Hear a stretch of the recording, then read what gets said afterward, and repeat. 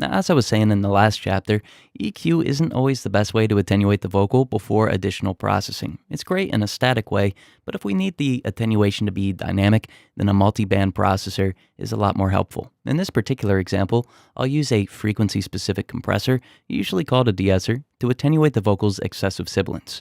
I'll use this FabFilter deesser, but T-deesser is a great free alternative, and you could use your DAW stock plugins as well. If I was to attenuate this range with an EQ, then the attenuation would be occurring constantly, which might change the timbre of the vocal in a way that I don't want. But with a deesser, I could cause attenuation to the vocal sibilance whenever it becomes loud enough, but then leave the range alone whenever it isn't causing an issue.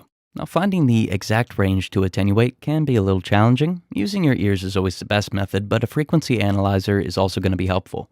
Since we used an EQ as the previous processor, we could just observe the range on that processor and then pay attention to whenever spikes occur.